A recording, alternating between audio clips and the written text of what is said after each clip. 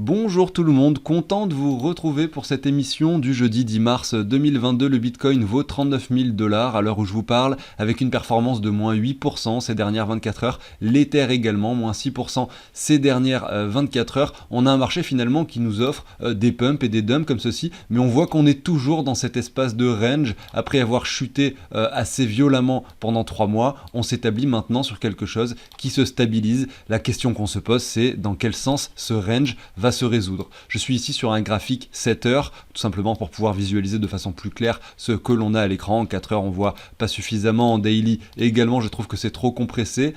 Donc c'est pour ça que j'aime bien également regarder ce time frame.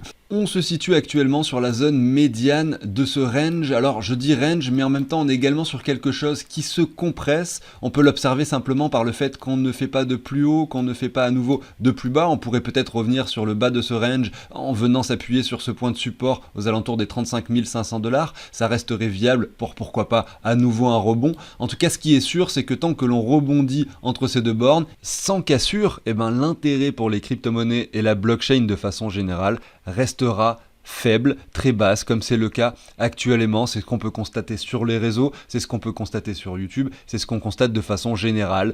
Je vous fais un petit rapprochement avec une image assez drôle que j'avais visionnée sur Twitter, et effectivement, on avait énormément de personnes qui souhaitaient acheter du Bitcoin lorsqu'il valait 64 000. Maintenant, il vaut 33 000. Est-ce que vous êtes plutôt dans une optique où vous vous dites, bon, j'ai raté ma revente des 64 000, est-ce qu'aujourd'hui à 33 000, je ne dois pas vendre peut-être parce que je suis encore en profit et donc il faut quand même que je sorte de ce marché qui semble se profiler plutôt à la baisse, notamment avec tous les actions qui semblent descendre, l'augmentation des taux d'intérêt, un dollar qui est au taux plus haut comme le gasoil, comme l'or, voilà. Donc en fait c'est vrai, vous avez raison, on est sur un contexte un peu particulier. Malgré tout, cette hausse, regardez sur le pétrole, semble arriver peut-être à son apogée. On va pas faire que monter éternellement. Donc peut-être qu'à un moment donné, les valeurs refuges vont commencer à retracer. On va, même si sur le long terme, admettons sur 1 an, 2 ans, 3 ans, l'or continue de grimper, ça va pas forcément être viable pour ce qui va se passer dans 6 mois. C'est très difficile et beaucoup plus difficile de prévoir ce qui pourrait se passer dans 6 mois.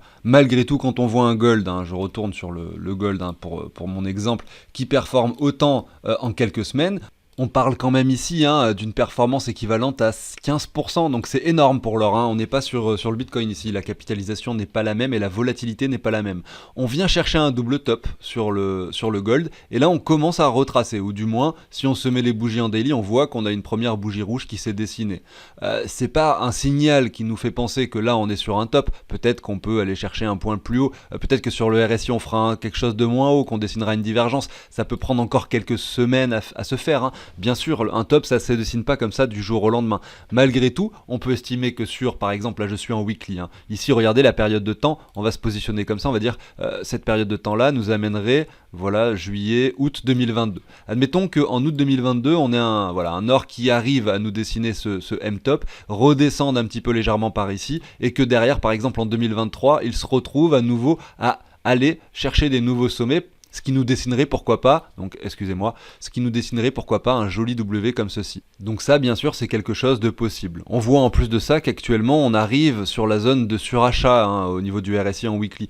Donc ça reste une zone de résistance assez importante. En plus, on est sur un double top, etc. Donc c'est assez logique de se dire que peut-être on pourrait avoir sur du court terme un petit retracement sur l'or. Au niveau de l'indice du dollar, c'est la même chose. On reprend toute cette baisse qui a eu lieu, on récupère les niveaux actuels, on voit qu'on est dans cette zone de rechargement que l'on aime sur laquelle le cours aime bien résister de façon générale. C'est ce qui se passe en tout cas sur du weekly, on voit un début de bougie rouge. Le top n'est peut-être pas trouvé, mais effectivement ça pourrait entamer pourquoi pas sur du vraiment court terme, je parle sur du 3, 4, 5 mois, un retracement également sur le dollar. Ce qui pourrait bien sûr vouloir dire que si les gens sortent du dollar, pourraient rentrer à nouveau dans les stocks, c'est-à-dire les actions. On va aller voir le SP500, donc qui est inversement corrélé au dollar, c'est-à-dire que lorsque le SP500, donc l'indice boursier des États-Unis qui représente les 500 plus grosses entreprises, quand ce dernier descend, bien forcément l'argent entre dans le dollar, puisque il faut bien acheter quelque chose.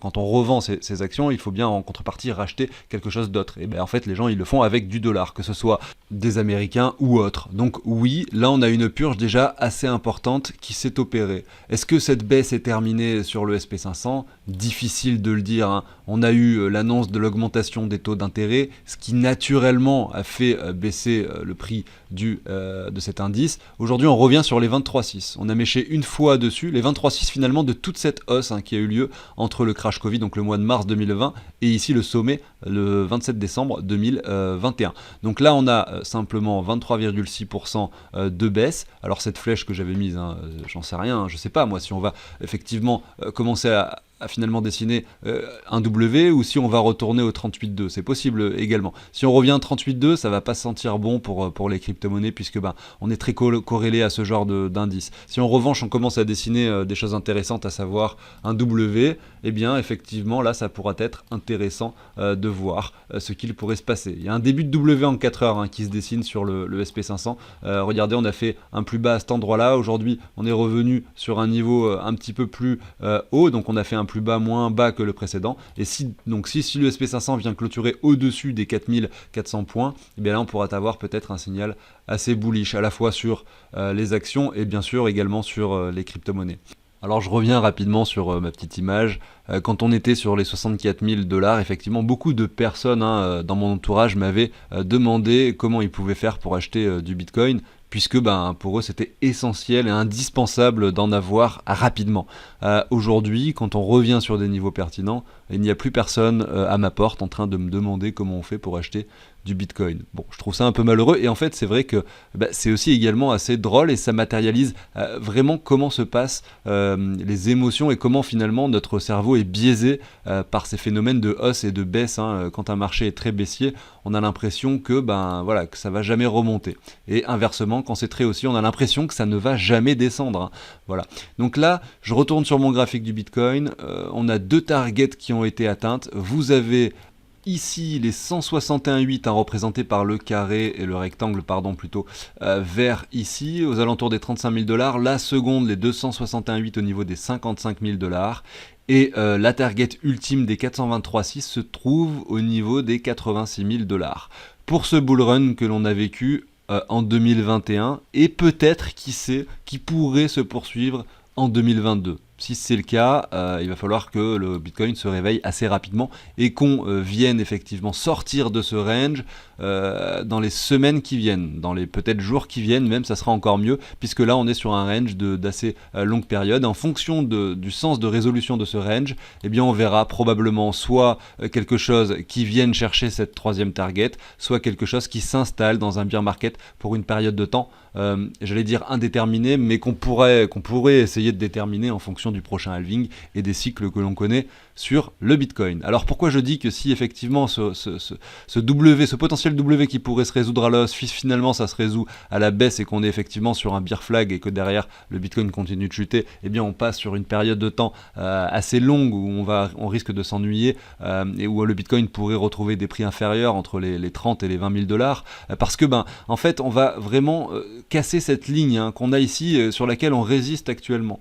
Et ça, la casser par le bas, ça serait vraiment pas bullish, ou du moins ça pourrait l'être on sait, ça reste peut-être très bullish sur du très long terme, le Bitcoin, mais sur du 6 mois, 1 an, 2 ans, ça le serait pas, parce que on reviendrait chercher des niveaux inférieurs, parce que le bottom va prendre du temps à être trouvé, parce que derrière ça va latéraliser, parce que l'intérêt sera encore moins important qu'actuellement, parce qu'on pourrait revenir tester cette ligne et finalement résister dessus pour retracer à nouveau, et finalement avant pourquoi pas d'avoir un cycle qui se déroule en 2023-2024 avant d'aller chercher un nouveau sommet. Donc voilà, c'est vraiment quelque chose que je n'ai pas envie de voir, mais qui peut se produire et il faut en être conscient. En fonction du contexte actuel et ce qui est en train de se passer, c'est un scénario envisageable. Si jamais cette résistance, donc ce support, représenté par cette ligne blanche à l'écran tient, si ça tient et qu'on confirme ce W, il est fort à parier que l'on revienne dans un premier temps entre les 55 et les 60 000, et pourquoi pas, on peut toujours espérer, encore une fois, revenir sur cet objectif ultime des 423,6, un petit peu avant cette ligne psychologique des 100 000 $. Voilà, donc on a fait le tour pour le Bitcoin. Moi, je vais vous passer la petite introduction. On va aller voir quelques altcoins aujourd'hui assez intéressantes. Je voulais vous faire une émission consacrée également à tout ce qui était Layer 0, Layer 1, Layer 2 et Sidechain. Alors moi, j'ai pas mal peaufiné le sujet. C'est très intéressant de comprendre en fait vraiment les différences qu'il y a entre ces différentes couches qui existent sur la blockchain. Je vous en parlerai prochainement l'abonnement, mais ça va pas être le sujet de l'émission du jour. Ceci étant dit, si le contenu vous plaît, pensez à l'abonnement, au like, pensez à activer la petite cloche pour ne pas manquer les émissions quotidiennes. Je vous passe la petite introduction et je vous dis à tout.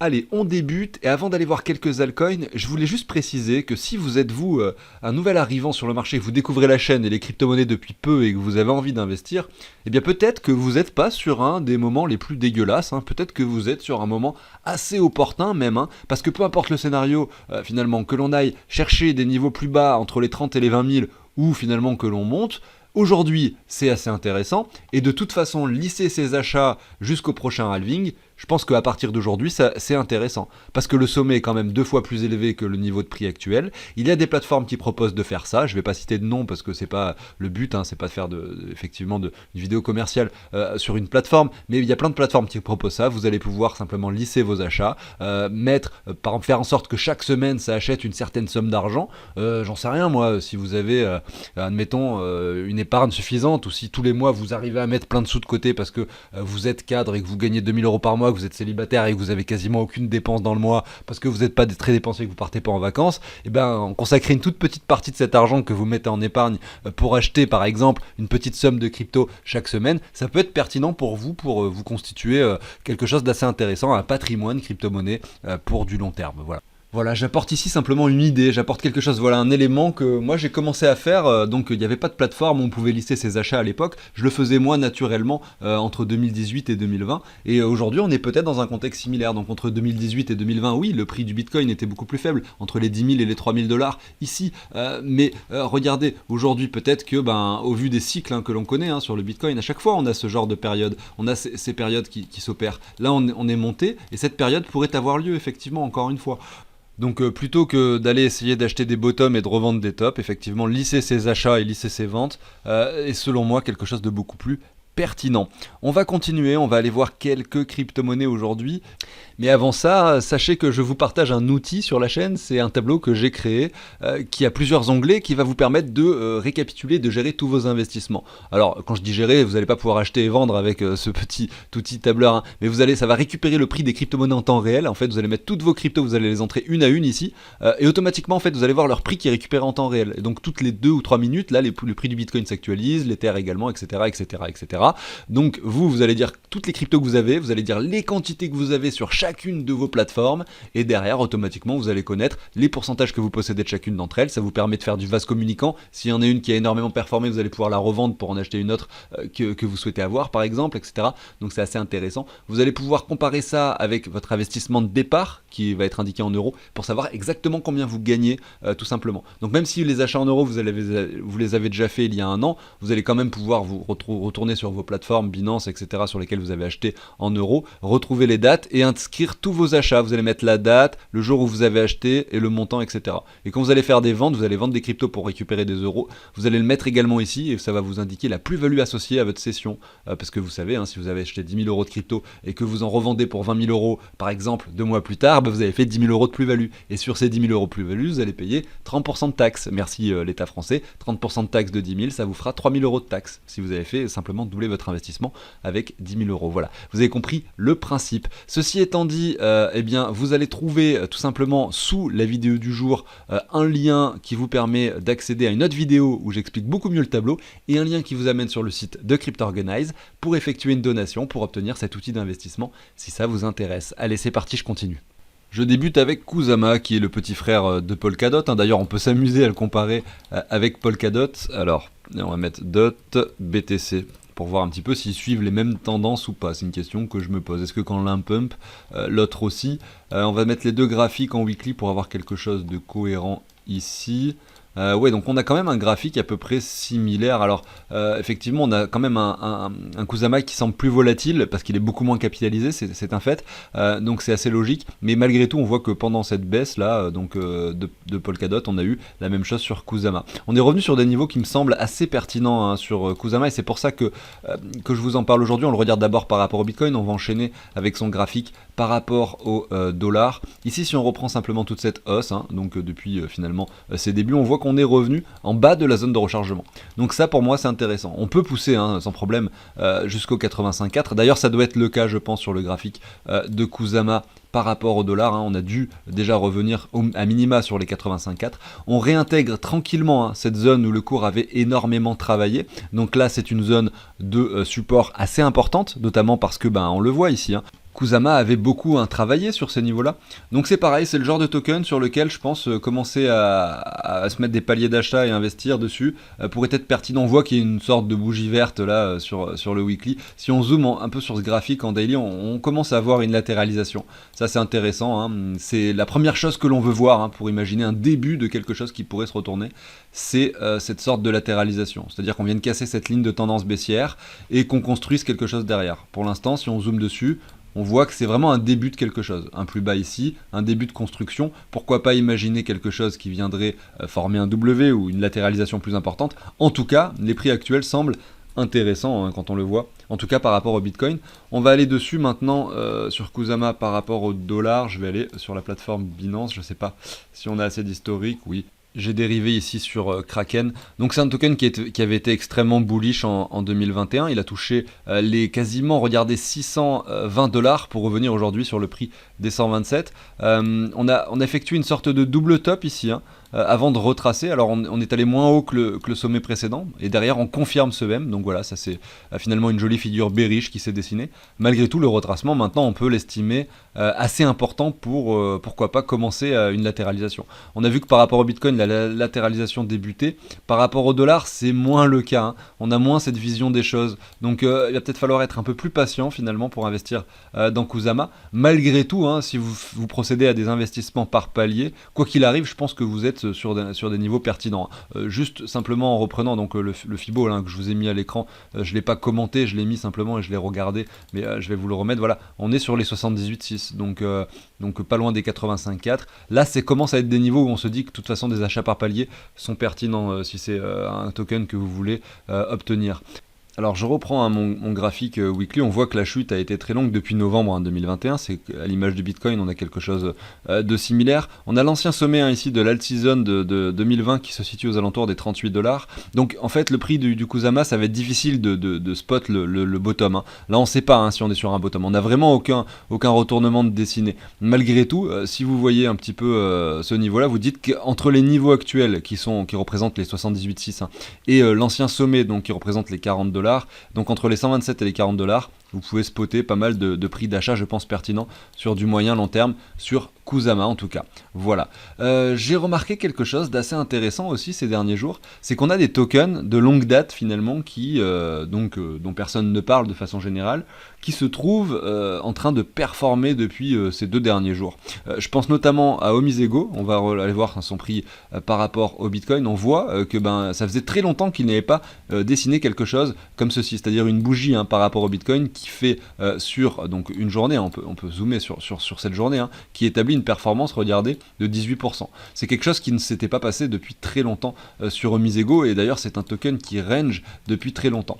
Et on voit en plus de ça qu'on est revenu sur un niveau pertinent. J'en ai parlé hier déjà de ce token, désolé, mais vu qu'il y a eu cette jolie performance depuis hier, je trouve intéressant d'en parler à nouveau. On est vraiment sur une zone de prix, regardez qu'on peut étendre comme ceci, qui représente un fort niveau de support, sur lequel le cours ne va pas plus bas, depuis ici, le mois de septembre 2019. Donc il y a eu cette énorme poussée en août 2020, il y a eu cette petite poussée pendant effectivement cette performance des crypto-monnaies en 2021. Malgré tout, aujourd'hui, on revient sur un point intéressant. C'est le cas sur beaucoup de crypto-monnaies. Et là, on a cette petite performance. On peut regarder ce qui se passe par rapport au dollar. Par exemple, le Omisego ici, dollar. Voilà, pareil, on revient chercher ce point bas. Si on récupère toute cette hausse et qu'on met un Fibo, on est sur des niveaux pertinents. Vous le savez, si vous m'avez suivi pendant des niveaux de phase haussière, quand on est sur un token, sur des sommets, quand on est sur des points comme ça, je vous dis attention, c'est vraiment pas intéressant d'acheter ce genre de choses. Mais là, sur la plupart, en fait, on est sur des prix intéressants. C'est pour ça que je vous le fais remarquer. Donc on pourrait prendre le contre-exemple. Il y a des tokens où effectivement qui performent en solitaire en ce moment, ou du moins plus que la moyenne. Par exemple Luna. Le Luna, il est sur un double top aujourd'hui. Donc oui, c'est un token sur lequel aujourd'hui il est beaucoup moins pertinent d'investir que la plupart des crypto-monnaies. En plus de ça, il y a une chose assez intéressante à constater sur Luna, c'est cette contraction au niveau du RSI que je n'avais pas vu avant, que je suis en train de voir ici, hein, en même temps avec vous. On voit effectivement un RSI qui se contracte, c'est-à-dire que vous voyez, hein, il a tout simplement ce même phénomène que sur le Bitcoin, hein, sur le prix du Bitcoin actuellement et ces dernières semaines, et ces derniers jours, on voit la même chose, sauf que là, c'est visualisable sur le RSI. Donc on a la divergence qui s'est opérée, des fois, dans un premier temps, entre ce point haut et ce point haut, donc on est quand même 5 fois plus haut, hein, ici. Donc il y a certes une divergence, mais ça n'a pas empêché le cours de continuer de grimper. Là également, on a un RSI qui monte par ici. Lorsqu'on viendra chercher ce point de résistance sur le RSI, peut-être qu'on pourra se dire que ce sera un très très bon niveau de sortie, hein, sur Luna. Les niveaux actuels sont déjà très bons puisqu'on est sur un double top, et qu'un double top, eh bien, ça indique forcément quelque chose où on peut se mettre une alerte. Attention, on a un point de résistance important. On peut casser ce niveau par le haut, aller chercher des niveaux supérieurs. Malgré tout, il faut faire attention. On peut se mettre, hein, pour voir les niveaux de prix qui peuvent être atteints. Ça va être dur de savoir à quel moment le RSI va toucher ce point de résistance, mais effectivement, on peut très bien imaginer que Luna vienne chercher par exemple les 100% de Fibo ici, aux alentours des 141$, et ça pourrait correspondre sur le RSI finalement à la touchette avec cette ligne de résistance. Et à ce moment-là, là vous allez avoir votre signal qui vous fera dire attention, peut-être que c'est le moment de sortir à 80% de ce token, hein, puisque là on est sur des niveaux beaucoup trop élevés. En tout cas, ce qui est sûr, c'est qu'aujourd'hui à 100$, acheter du Luna, c'est une bêtise selon moi. C'est une bêtise qui peut vous coûter assez cher, tout simplement. Oui, on peut aller aux 164$, oui, vous pouvez prendre encore 64% de performance, hein, sur ce token, mais par contre, oui, vous pouvez aussi vous prendre un retour sur situation ici, comme ceci, assez instantané, avec pourquoi pas un prix qui revienne chercher les 54$ dans les 2 semaines qui viennent, sans problème. Donc dans les deux cas, c'est risqué en fait d'investir aujourd'hui sur Luna. Alors je finirai cette émission avec 2 tokens qui m'ont été proposés dans les commentaires et qui sont très intéressants, hein, par une personne qui commente régulièrement sur les émissions, donc merci à toi. Mais avant ça, oui, je vous disais qu'il y avait des tokens qui étaient présents lors du bull run de 2018, des vieux tokens finalement qui performaient en ce moment. Je vous ai montré Omisego qui nous a fait une bougie aujourd'hui, on ne sait pas trop d'où ça sort. Il y avait le Monero également, si on se met en daily, on voit qu'hier en fait il a vraiment une bougie énorme. On retrace instantanément, c'est dommage, hein, parce que on voit, hein, excusez-moi, Monero, qu'on commençait pourquoi pas à dessiner un W weekly ici, et si dimanche on clôture au-dessus du niveau des 173$, on aura quelque chose d'assez bullish sur Monero. Malgré tout, attention, quand on regarde bien ce graphique, on observe qu'on a cette ligne, hein, qui finalement, même avec une clôture au-dessus pour former ce W, resterait une forte ligne de résistance. Mais c'est intéressant de voir qu'il a aussi performé tout seul dans son coin, le Monero. C'était également le cas du ZEC, de Zcash, qui lui est clairement toujours sur un sommet, hein, ici par rapport au Bitcoin. Je dézoome un peu sur ce graphique, hein. Vous voyez, on avait quelque chose qui était extrêmement baissier, qui n'a pas vraiment performé en 2021, qui est plutôt toujours sur cette tendance baissière. On attend de voir si on peut pas casser cette ligne, hein, pour espérer avoir quelque chose qui se retourne sur le Zcash. Malgré tout, là, ce qui est intéressant, c'est qu'on voit qu'on fait des plus bas de moins en moins bas, qu'on est également dans cette contraction, contrairement au Bitcoin. Là, celle-ci, elle dure depuis le mois d'octobre, même de mois d'août, hein, 2020, donc une contraction de très longue date, hein, sur le ZEC. Ici, on a également cette contraction sur le RSI, donc on est peut-être sur le point de la casser actuellement, la contraction, hein, sur le RSI, avec ce qui s'est passé hier sur Zcash. Donc voilà, c'est intéressant, j'en ai également parlé il n'y a pas longtemps, mais vu qu'il a performé, c'était l'occasion de vous le montrer à nouveau. Et là, j'aime bien voir, moi, ce genre de graphique là. Je me dis que potentiellement il pourrait se passer quelque chose sur ce token qui est un privacy coin, hein, comme Monero, et ils ont performé en même temps. Voilà, c'est le genre de phénomène qui arrive souvent dans le secteur des crypto-monnaies. Les crypto-monnaies qui sont issues du même secteur, là en l'occurrence les privacy coins, performent généralement par cycle, de façon générale en même temps. On a vu également comme token assez âgé, ou du moins qui a eu son joli parcours en 2020, mais beaucoup moins en 2021, il s'agit du SNX. Et le SNX, on voit que là il commence à se reprendre après une période de temps assez longue où il a fait que chuter, et comme je le disais, pareil, ça aussi, ça fait partie des tokens dont j'ai parlé il n'y a pas longtemps, mais qui pareil a vu une performance. Regardez, si je vais sur CoinGecko, SNX, on va le regarder sur 7 jours, donc il est dans le top 100 désormais. Voilà, donc moins 4,2% sur 24 heures, je vais mettre sur 7 jours. Voilà, on a eu cette performance, en fait il est passé des 3,75$ à approximativement 4$, donc il a pris 1$, et c'était une journée où finalement le Bitcoin ne faisait rien, donc il est monté également en solitaire. Et on voit également sur son graphique par rapport au Bitcoin qu'il y a cette poussée qui s'opère. Peut-être qu'enfin on commence à dessiner un bottom également sur ce token. Donc là c'est pareil, c'est des prix intéressants. Ça représente également, regardez, cet ancien point bas ici, sur lequel nous travaillons actuellement, hein, cette zone de prix. Donc ça également, ça fait partie des tokens sur lesquels commencer à mettre des paliers, investir, etc. peut être vraiment intéressant pour la suite, je pense. Je vais finir avec les deux tokens promis. Il s'agit de VIT, on va le regarder par rapport tout d'abord au dollar, donc VIT USD. C'est pareil, on va se mettre sur Binance. Donc là, qu'est-ce qu'on a? En fait, ce qui est intéressant avec ce genre de graphique, en fait, c'est un peu similaire à SNX, hein, celui qu'on a visionné juste avant. C'est quelque chose qui, en 2021, a énormément performé. Il y avait un réel engouement sur le projet. Donc on peut estimer qu'il y a une réelle valeur, hein, au niveau du projet. Malgré tout, c'est pas quelque chose de super capitalisé. On va voir au niveau de la capitalisation où est-ce qu'il se situe.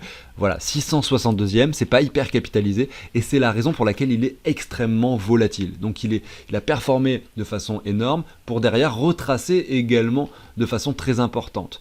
Aujourd'hui, quand je vois une altcoin dominance qui revient sur des points de support pertinents et que je vois également des tokens capitalisés comme celui-ci qui avait pris à cet endroit-là, hein, on va regarder, hein, qui avait pris, regardez, approximativement 1700, 1800% pour revenir sur des prix similaires à ceux qu'il avait au préalable, c'est belle, je me dis que c'est très intéressant. Alors, ce qui est en plus intéressant ici, c'est que quand je dis des prix similaires, c'est pas vraiment le cas. Vous voyez, il avait touché les 1 centime ici. En 2020, il faisait des zigzags entre les 3 et les 1 centime pendant une période de temps assez longue, hein, finalement, entre 2018 et 2020. Derrière, en 2021, il a connu cette performance. Et là, on revient chercher ses anciens sommets.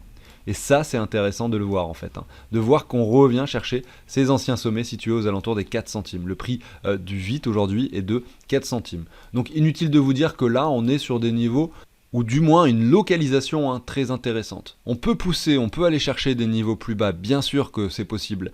Parce que là, si on zoome un peu, hein, sur ce graphique, on ne voit aucun retournement possible, en tout cas pour l'instant. C'est-à-dire qu'on a des plus bas qui sont de plus en plus bas. On est sur un plus bas encore actuellement. Je vais enlever cette ligne, hein. Vous voyez, on n'a encore rien qui se profile. Si on se met en daily, là non plus, il n'y a rien encore qui se profile. On peut même se mettre une trendline comme ça, on voit qu'elle n'est pas encore cassée.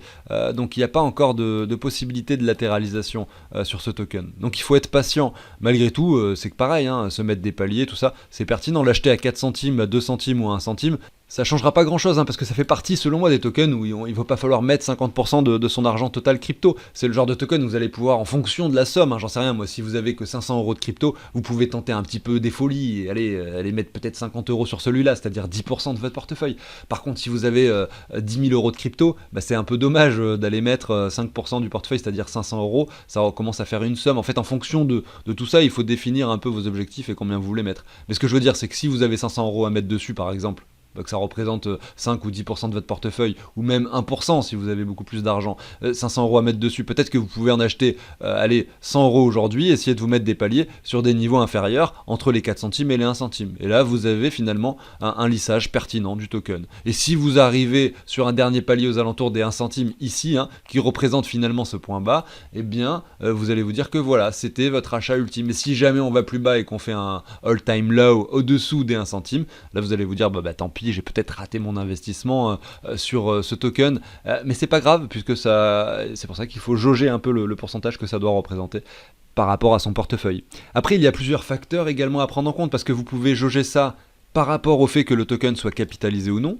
Là par exemple on voit qu'on est 664e, qu'il a énormément retracé, que vous pouvez investir maintenant et faire peut-être un x10, si vous l'achetez à 1 centime, vous pouvez même peut-être faire un x38 si vous arrivez à nouveau à le vendre sur un nouvel ATH, hein. Voilà, donc c'est des performances énormes, donc effectivement il y a un risque énorme également. Malgré tout, si vous avez approfondi le fondamental et que vous êtes très confiant sur le projet et que vous pensez qu'il peut y avoir une adoption massive grâce à ce projet-là, eh bien effectivement, vous allez peut-être mettre plus d'argent que quelqu'un d'autre qui le fait juste pour diversifier avec une dizaine d'autres token du même genre, voilà, qui le fait simplement pour diversifier, sans s'être forcément renseigné en profondeur sur le fondamental. Vous voyez, donc en fait, il y a plein de facteurs à prendre en compte, et c'est pas juste dire, bah ça c'est un type de token qu'il faut acheter à tel pourcentage, etc.